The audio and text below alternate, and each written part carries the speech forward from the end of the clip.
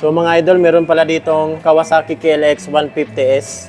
Bigyan natin ng quick review tapos price update natin. Simulan natin sa minimum down payment na 12,000 at 30,000 na down payment.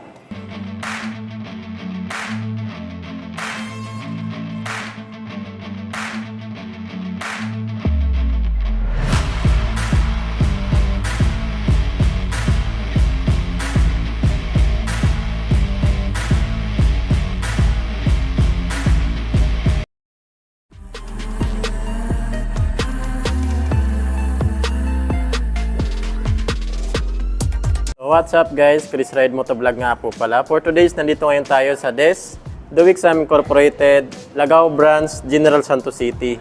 So dito naman po tayo sa Kawasaki Motorcycle. Meron po sila ditong pang off-road na motor. So ito po yung KLX 150S. Ito po yung low version nila. KLX 150S.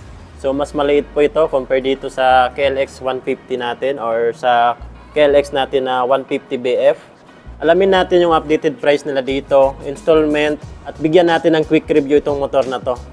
Pagdating sa makina nito, 144cc to be exact, naka 4-stroke, 4-valve, single overhead cam, at ang cooling system po nito ay air-cooled.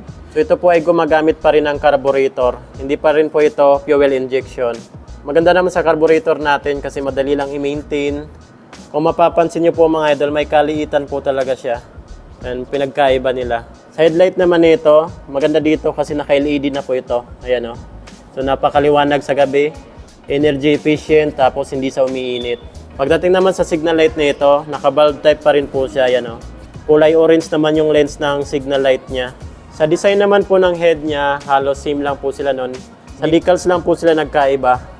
Ganda yung pagkaka-design niya dito. Ayan o. Hindi na sa katulad dati na plain lang.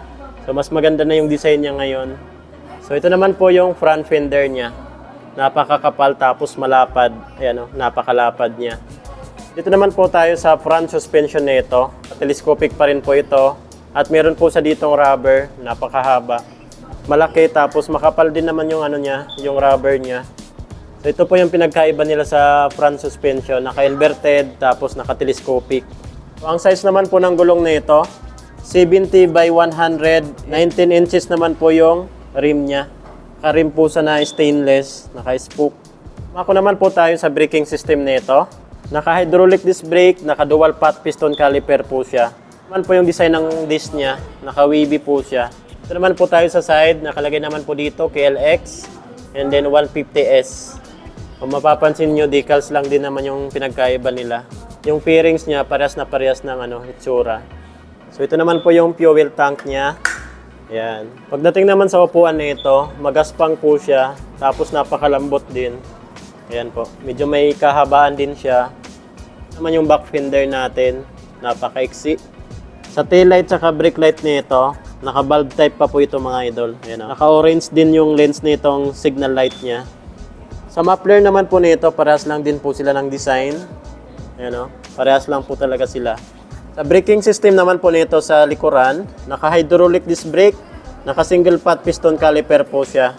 Ayan po yung design niya mga idol. Oh. So ito naman po yung swing arm niya. Napakasolid, napakalaki. Ang size naman po ng gulong niya dito sa likuran, 90 by 100 and then 16 inches naman po yung laki ng rim niya. So di hamak na mas maliit po yung rim niya dito sa likuran. Sa harapan ay 19 inches, dito naman po ay 16 inches yung rim niya. Lumako naman po tayo dito sa handlebar niya. So dito po sa left side, nandito po yung high beam, low beam, turn signal light, at horn niya. Sa right side naman po, nandito po yung kill switch at electric start. Maganda dito, meron pa rin po siyang kick start. Ayan po. Dito naman po yung brake pedal natin at ito naman po yung footrest. Natitiklop din po ito. Footrest ng ating back ride. Ayan. Pagdating naman sa instrument panel gauge nito, napakaganda kasi naka fully digital na rin po ito. Ayan o. Tapos ito naman po yung ignition niya. Sa ground clearance nito, 265 mm. And then yung taas naman po nito mga idol, 1115 mm. Ayan po yung taas niya. May haba po itong 2010 mm.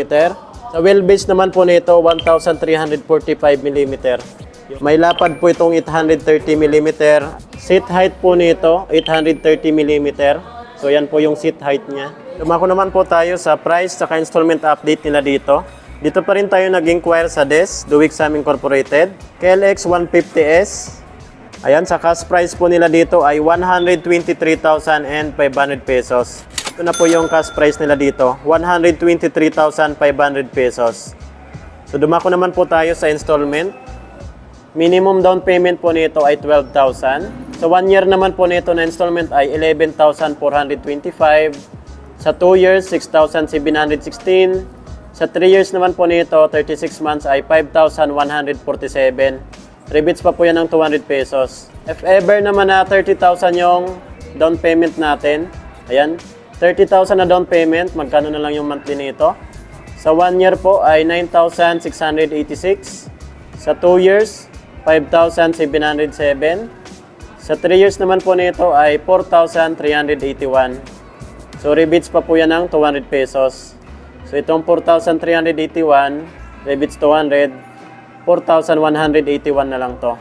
So sa mga freebies naman po nito, free helmet, jersey, TPL insurance, 3 years LTO registration. Para po yan sa mga bagong kuha natin ng motor. Ayan o, cost price, 123,500 pesos. Okay na to mga idol o. Saktong-sakto sa ating mga Pinoy, yung ano niya, yung laki niya. Ganda talaga ng gulong nito, pang off-road talaga. So ayan, sa mga nagbabalak kumuha ng motor na to, okay na okay po ito para sa akin, maganda talaga. Yung headlight na ito, naka-LED na po ito. Sa front shock na ito, okay na okay din kasi napakalambot ng front shock na ito. Tsaka napakalaki rin po mga idol. At ang gusto ko pa dito, yung tindig niya. Hindi sa ganun kataasan, saktong-sakto lang talaga sa ating mga Pinoy. Ang size ng rim nito, 19 inches sa harapan, 16 inches naman sa likuran, di hamak na mas maliit yun. Compare natin dito sa isang KLX, napakalaki niyan. Dito, saktong-sakto lang talaga yung tindig nito. Same lang po sila ng makina. Naka-digital na rin po yung instrument panel gauge nito. Okay na okay po talaga. So ayan po mga idol, kung may mga ipapa-inquire pa po kayo sa akin, comment nyo na lang po sa comment section ng ating video. So ayan, hanggang dito lang po muna ating video ngayon. Ride safe po tayo palagi. Chris Ride Motovlog. Peace yo!